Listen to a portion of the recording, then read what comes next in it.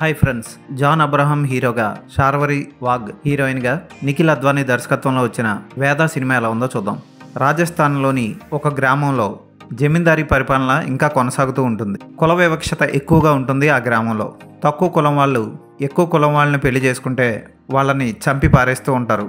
ఆ ఊరి జమీందార్ తనే దేవుళ్ళ ఫీల్ అవుతూ తక్కువ కులం వాళ్ళు పాదాల దగ్గరే పుట్టారని, అది దేవుడు రాసిన రాతని జనాన్ని మభ్యపెడుతూ వాళ్ళని చంపేస్తూ ఉంటాడు. అలాంటి ఏరియాలో బాక్సింగ్ నేర్చుకోవాలని వేద అనే అమ్మాయి తక్కువ కులంలో పుట్టి అందరి చేత అవహేళన పొందుతూ ఉంటుంది. కోర్ట్ మార్షల్ చేయబడిన అభిమన్యు అనే ఆర్మీ ఆఫీసర్ వేద చదువుతున్న కాలేజీలోకి బాక్సింగ్ అసిస్టెంట్ టీచర్గా వస్తాడు. అభిమన్యు వేదకి ఎలా హెల్ప్ చేశాడు, వేద జీవితంలో ఏమేం మార్పులు జరిగాయి, వేద అన్న చేసిన ఒక పని వేద లైఫ్ని ఎలా తారుమారు చేసింది అన్నది సినిమా చూసి తెలుసుకోవాలి. దర్శకుడు నిఖిల్ అద్వానీ తన ముందు సినిమాలాగే ఈ సినిమాను కూడా చాలా స్లోగా తీశాడు. అదే పెద్ద ఫాల్ట్ ఈ సినిమాకి. జాన్ అబ్రహాంతో కొన్ని యాక్షన్ సన్నివేశాలు, చేజింగ్ సన్నివేశాలు ఎక్సలెంట్గా కుదిరాయి. ఎప్పుడు జాన్ అబ్రహాం విలన్ని 4 పీకుతాడని వెయిట్ చేయించేలాగా ప్రేక్షకుడిని ఎగ్జైట్ చేశాడు దర్శకుడు. కానీ ఆ ఎగ్జైట్మెంట్ని బాగా కొనసాగించి సాగి ఇంటర్వెల్ అయ్యే వరకు కూడా కొట్టడు. ఇంటర్వెల్ అయిన తర్వాత మెల్లిమెల్లిగా కథ ముందుకు సాగుతుంది. చేజింగ్ సీన్లు మొదలవుతాయి. అక్కడి నుంచి బాగుంది అనిపిస్తుంది. కానీ మళ్ళీ క్లైమాక్స్కి వచ్చేసరికి టూ మచ్గా సాగదీశాడు.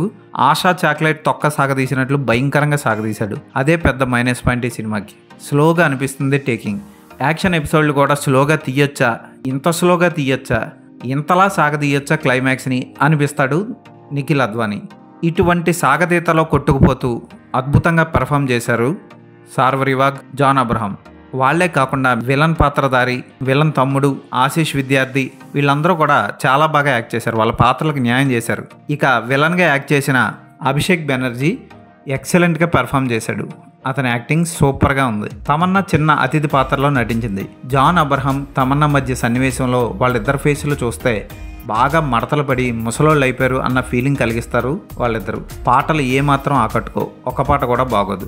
యాక్షన్ సన్నివేశాల కోసమే ఈ వేదాన్ని చూడాలి.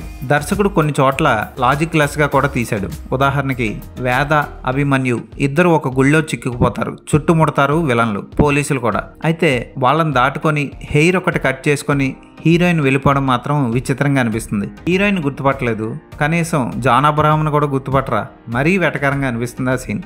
అలాంటి సీన్లు చాలా తీశాడు ఈ సినిమాలో. ఈ సినిమాకి నేను ఇచ్చే రేటింగ్ 2.5/5.